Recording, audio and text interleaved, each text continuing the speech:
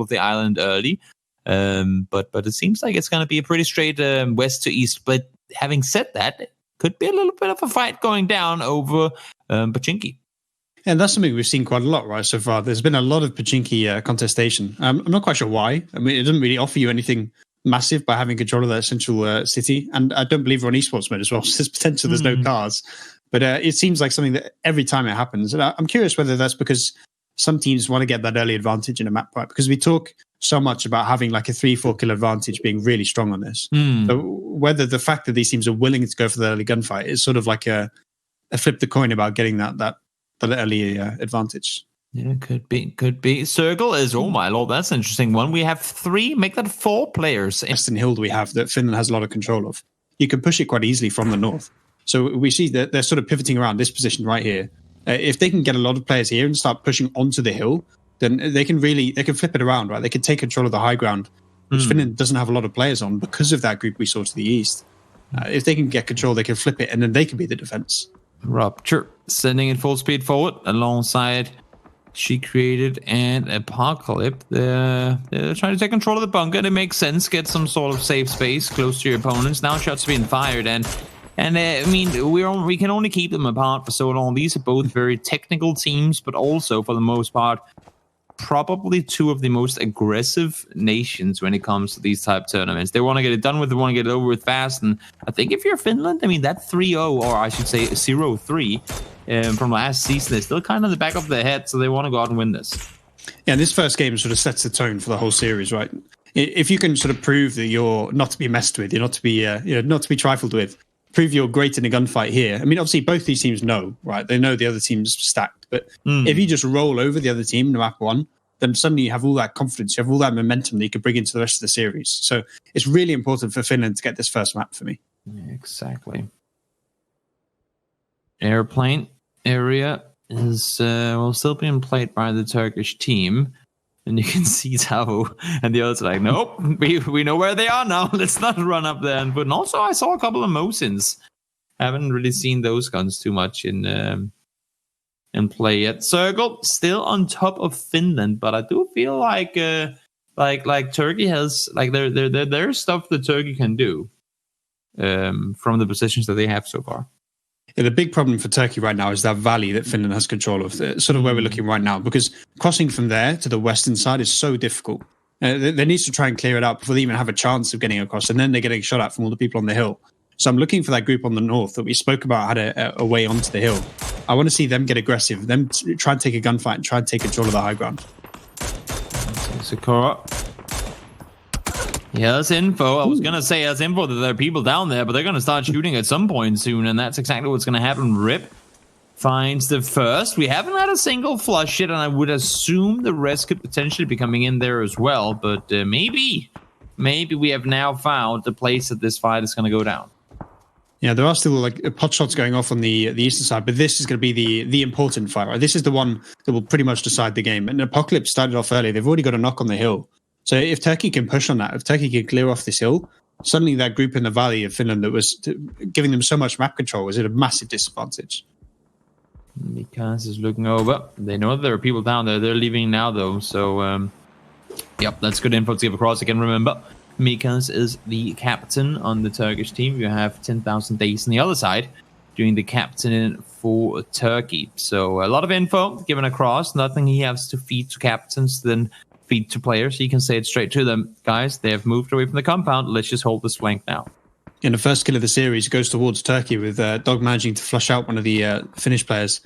But that one kill's advantage is not really going to be big. They need to try and turn it into 3 or 4 because they have that map control disadvantage. This fight now is starting to build up to the crescendo on this western edge. As you can see how congested it's getting. There's probably like 6 or 7 Turkish players within about 50 meters of each other now. So I think they need to start the engagement sooner rather than later, right? Because if they leave it later and the circle comes south, they kind of get rushed into taking the gunfight. But if they can start getting these pot shots, as BSD's got on Mikas, if they can start taking down those players one by one now, then it becomes so much easier to roll over them later on. Yeah, I'd have to think so. Mikas went down as we saw. Captain under fire, needs a medic. I'm sure he has his dedicated medics. I remember when we saw Waggy Jaggy, captain for Denmark last season, or was it the season before, how he, I think it was the season before last season, how he literally had like a designated driver. He had his own little private squad to run around and help him out. Oh, you need a nade, sir? Oh, sorry, here's your grenade. Here's your grenade. he had his little crew of minions that he could boss around. That was kind of interesting. It definitely feels like there's more strategy than you'd think, right? I mean, it's a fun game mode first off, but you can see, but just by looking at the map, you can see that these teams have a plan in mind. You know, they have that sort of front line that they're doing. I mean, look how many Finnish players are on those west. And I spoke about how if the circle came south, that Turkey were going to get rushed, and this is a great. This is pretty much a great opportunity now for Finland to win out the game, and that is a very Finnish kill feed so far. Yeah, they need to hold off well here. The push has come over the top side. And as you can see, a lot of Finnish players are coming up to try and kind of fortify this this flank that the Turk is trying to put on. But as you said in the beginning, I mean, we lose 3 or 4 Turkish players instantly.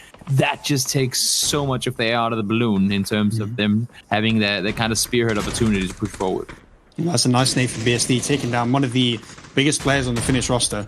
But they need to start doing more than that. They need to start getting like 4 or 5 knocks down that they can then push off. Because if Finland's able to hold this hilltop, hold the Alamo, then they're going to be in such a tough position for Turkey, because they're getting pushed by that blue zone now, right? They have basically a minute and a half to get there.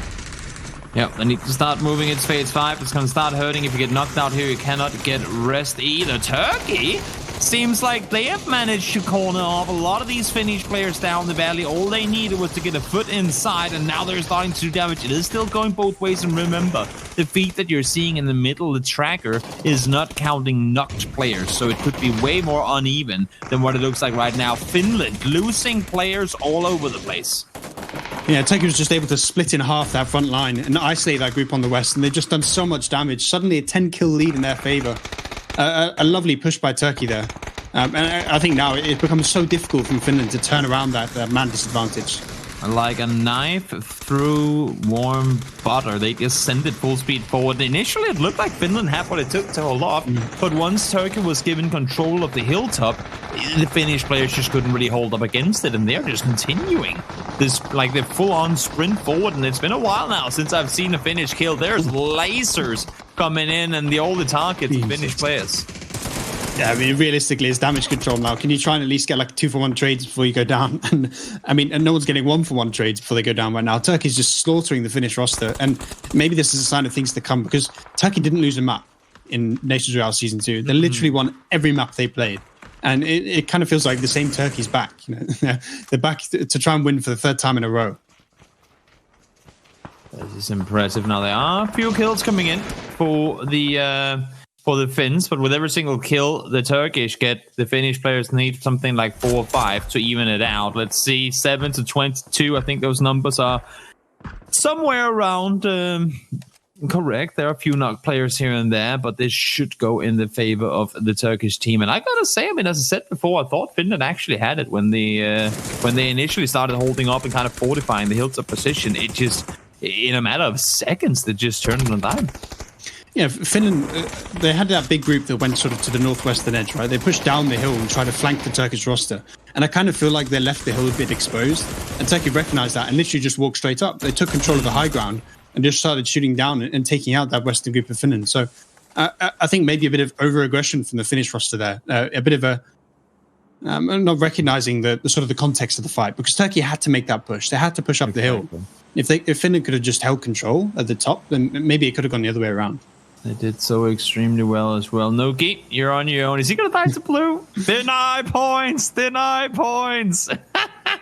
I like that. Yeah, might as well get it over with as fast as you can. Finland falls to Turkey. Finland had the circles, but Turkey had the aggression needed to push forward and take on game number 1. An interesting one at that, too, because I felt for the first 3 or 4 circles, like, yeah, Finland, I mean, they just gotta stand strong. They're just gonna keep their feet grounded and they'll be fine. But the massive wave of Turkish players just came washing over, and there was nothing they could do.